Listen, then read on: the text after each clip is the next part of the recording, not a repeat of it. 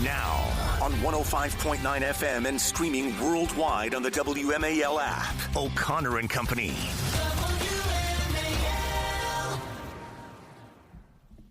It's 6:07. Good morning. It's O'Connor and Company. Perfect way to start your day. I hope you're telling a friend about what we do here because it's kind of fun. Nobody else does it. Certainly not here in Washington, D.C.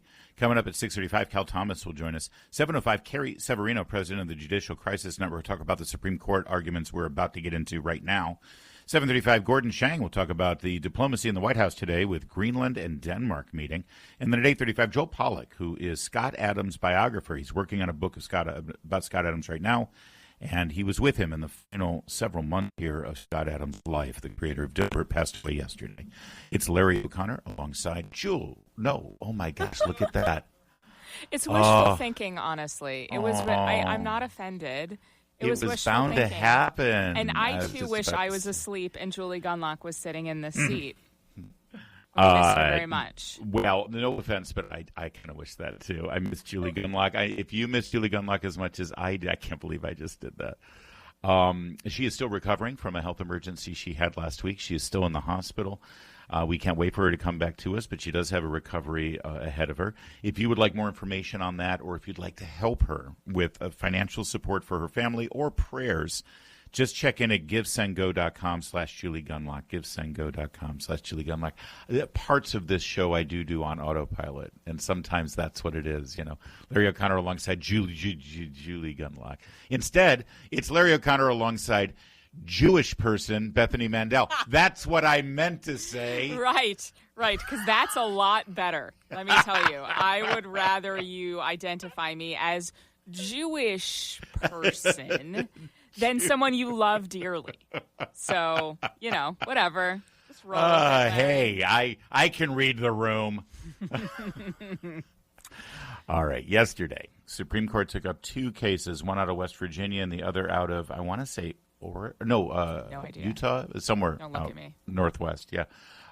Having to do with those states' education departments' policies on women's sports, most specifically allowing trans-transgender men, biological men, people born, what do we call them? I refuse to use cisgender. Trans-identifying men, I think is that how it is? Yes. Yeah. Basically, the Supreme Court heard arguments yesterday. Our august Supreme Court, formed in the Federalist Papers and the Constitution, dreamed up by Alexander Hamilton, John Jay, and James Madison, spent the day arguing and hearing arguments about whether a man can dress up like a girl and play against girls in school sports. That's where we are right now. And this is a hill a lot of Democrats are ready to die on, by the way. I don't get that decision personally. This is one of those 80-20 issues that most Americans who have, I mean, let's just put it this way. Even David French agrees with us, okay? When David French agrees that men have a physical, biological benefit, or what's the word I'm looking for? Advantage. Advantage, thank you very much. Yes. It's 6 a.m. Yeah, no, we know. I've been there.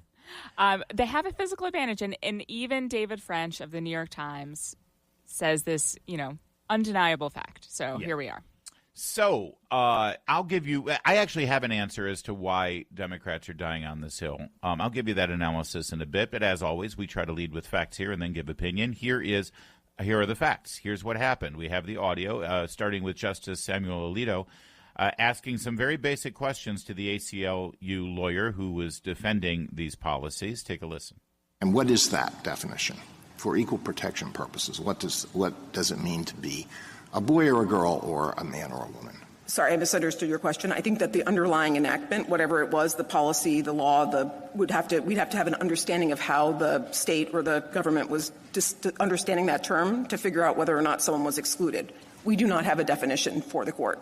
And we don't take issue with we're not disputing the definition here. What we're saying is that the way it applies in practice is to exclude birth-sex males categorically from women's teams, and that there's a subset of those birth-sex males where it doesn't make sense to do so according to the state's own interest. Well, so pause there for a second. Pause. You heard that convoluted answer there, Bethany. Again, the question was, what does it mean to be a man or a woman? It shouldn't take that long to answer, right?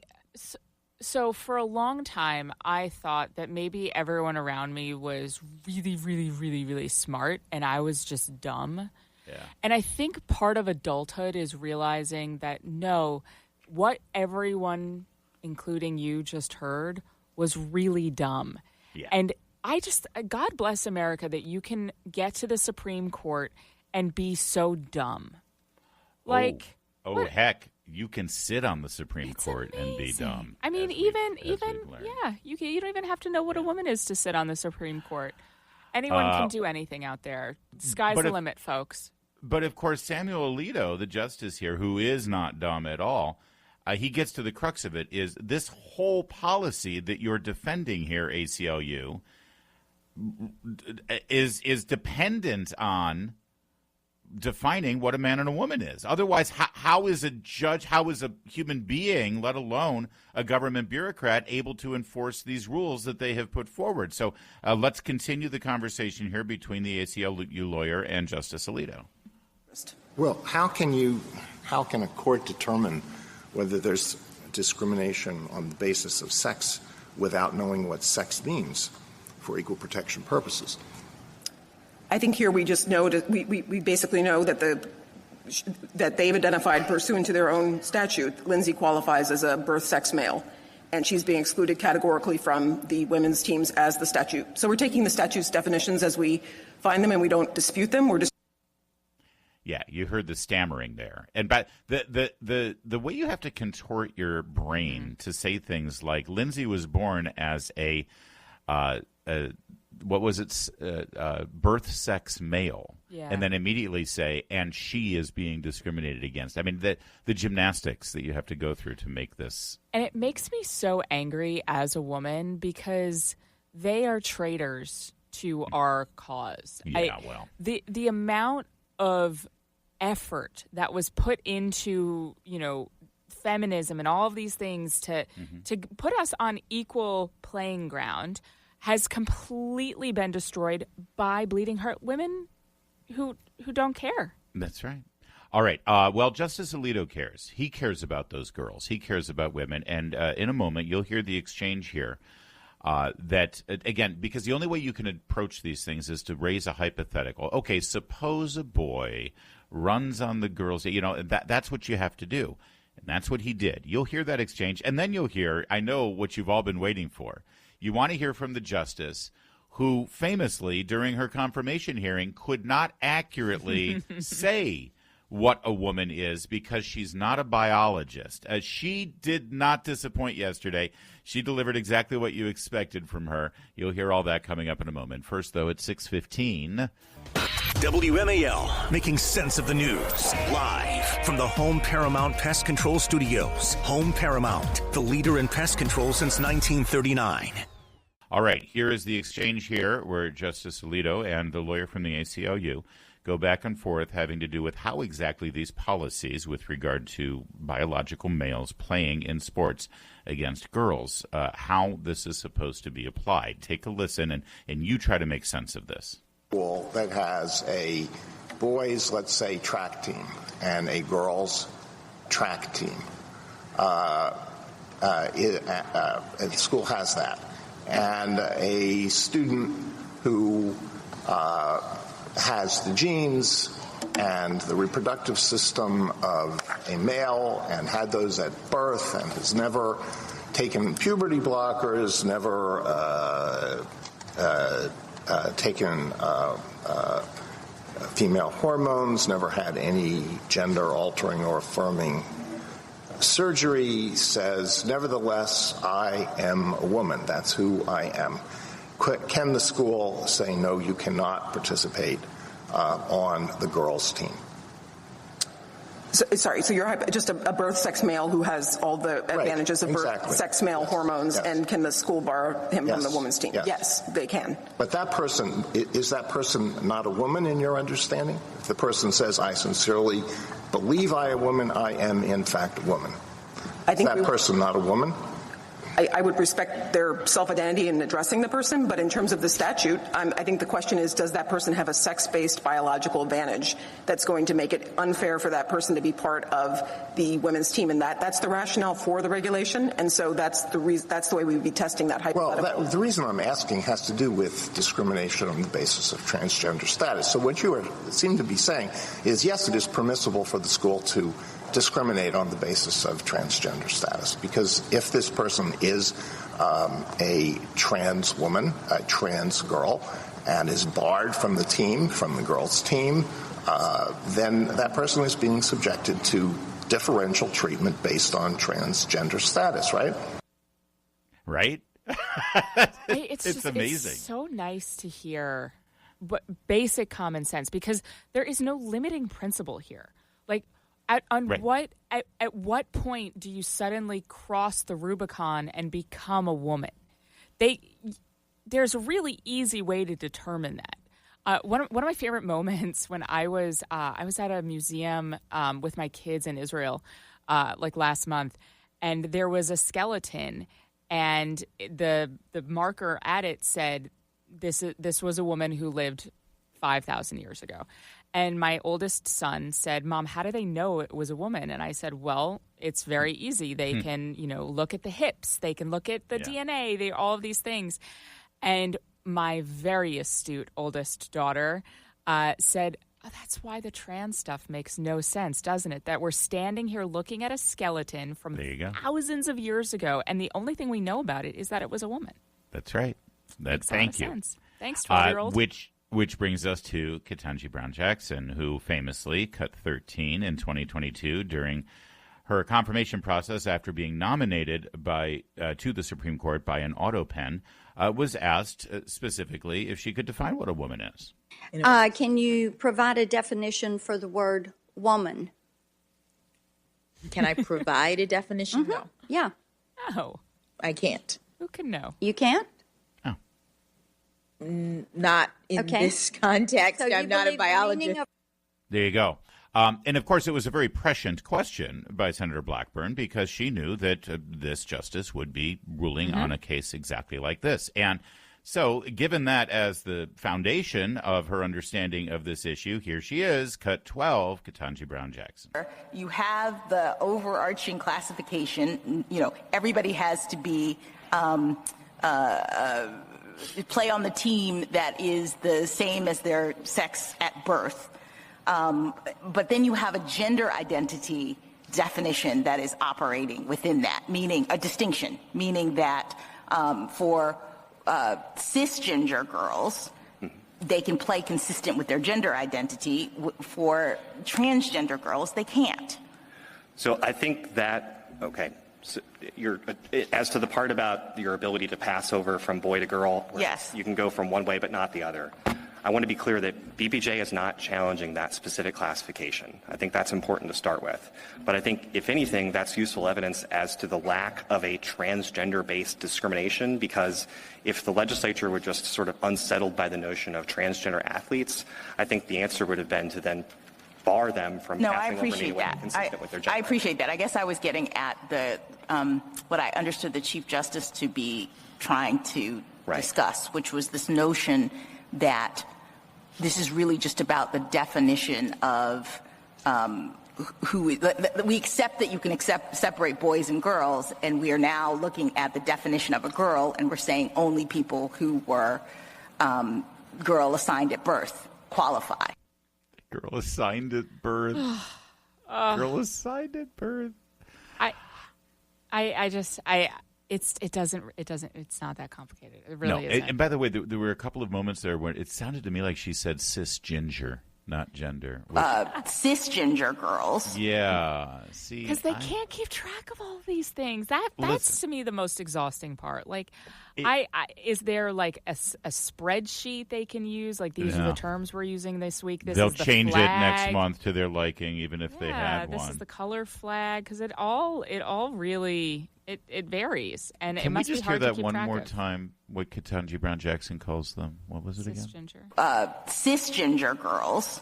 Listen, if you're proposing new laws that discriminate against redheads, sign me up, because they are. I have the mother of 3 redheads. No. Well, Ginger, you will Maybe know 4. for certain. Gingers are nuts. One of my kids, I know. Oh, God, I know. See? One of my kids is cisgender. He was born ginger. Then it's like, I don't know. One other part of this, I don't have the audio, but I can read the transcript. Baseball Crank out there on X and National Review put it out. Here's Justice Jackson. I guess I'm still struggling to understand. How many times does she start with that? I don't understand. Okay, I'm struggling to understand why the state would have to have perfectly tailored laws. I would think the state would just have to make exceptions where people can demonstrate that the justification that makes the state's conduct constitutional doesn't apply to them.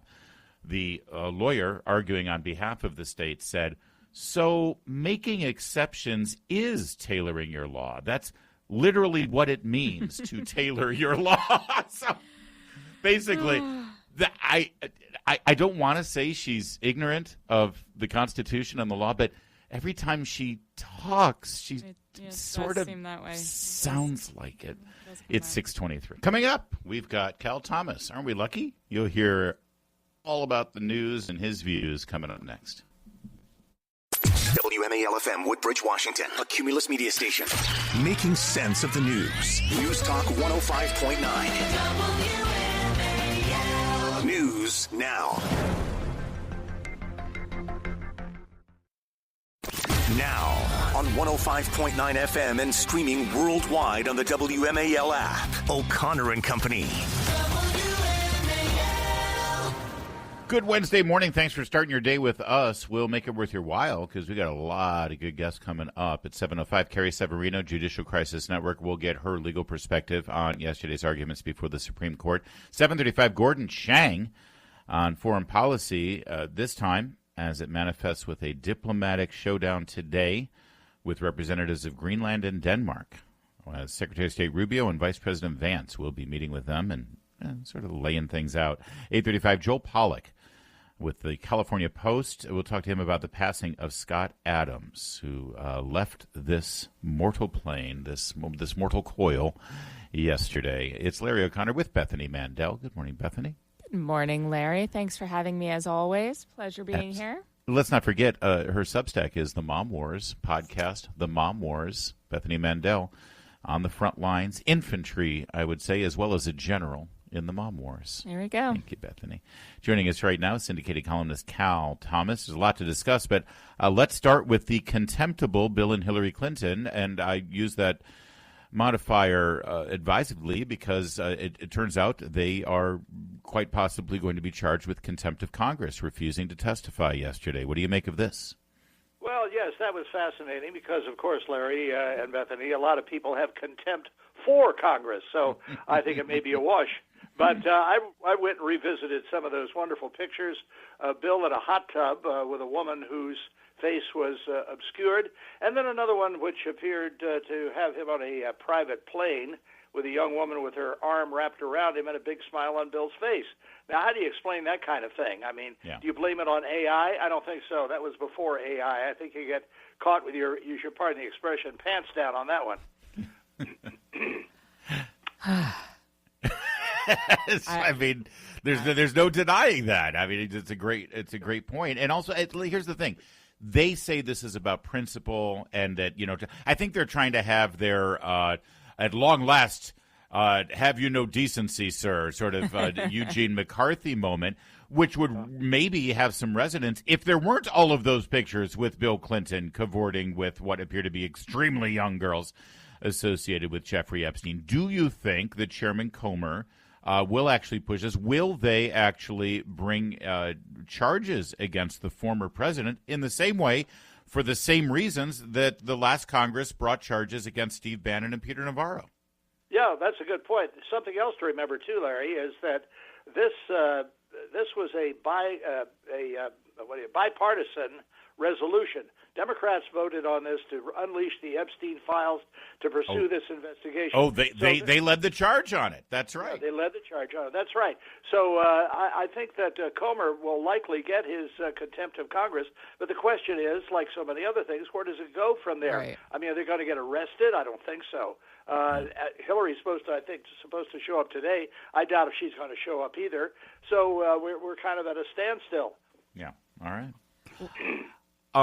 There's some developments from the Trump administration in light of the Somali fraud investigations, as well as the shooting last week of the activist protester. One of them had to do with removing temporary protective status from Somali refugees who have been in this country under refugee status. And certainly it's been a lot. You know, we've got people from El Salvador who were like from 30 years ago, there was an earthquake or volcano, and they're still here as refugees under temporary protective status. That seems like a logical move to make, as well as the threat to stop funding these sanctuary locations, counties and cities and states from the president yesterday. How do you think the Trump administration is handling this fallout? Well, I think legally they're handling it very well. Of course, the protesters, many of whom are trained in how to protest, get their free signs printed by people. The president has said he's going to release information on people who have been supplying the money and the encouragement to these demonstrators. I can't wait to see this. I think you'll see George Soros and a number of other left-wingers involved in it. There's a report this morning by John Solomon that bags full of cash have gone from Ohio to Minnesota to the Somalis and then overseas to various groups and terrorist groups that hate America. I think this is also a good way to get rid of Ilhan Omar, send her and her husband brother back to Somalia too. I mean, the Somalis are the base of her vote and those of some others in Minnesota. So if you remove the base, you're going to remove them as well. So I want to switch gears and ask you a little bit about, to pontificate a little bit on what you think is going to happen with Iran. Trump tweeted that help is on the way. There's been a lot of folks who seem to indicate that the actions taken by the Trump administration, especially in the last 48 hours, telling Americans to get out of Iran, for example. What do you think is coming in the next? Looks like something's imminent. Yeah. Look, what do you think is coming in the next couple of days? Well, here's another opportunity for me to use my showbiz knowledge. There's an old song that says, "It's not where you start, it's where you finish." And I think, I hope that we have plans in place. I saw the son of the former Shah of Iran on Fox last night being interviewed.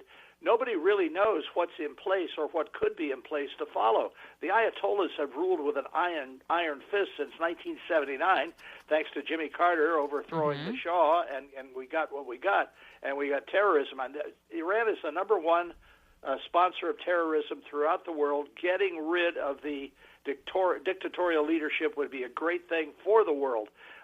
But you've got to figure out who comes next. Now, all these demonstrators in the streets putting their lives on the line, incredibly brave. Are there leaders among them? We're about to find out. So I don't know. And it's the same thing as Venezuela. I mean, some of Maduro's henchmen are still in power there.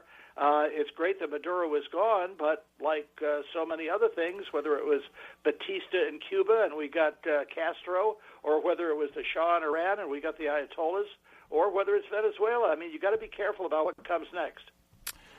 It's not where you start, where you finish. The show-stopping number from the musical Seesaw, based on the William Gibson play Two for the Seesaw. It was Michael Bennett's big breakout before he did a chorus line. Do you remember who sang that song? It's not where you start, it's where you finish?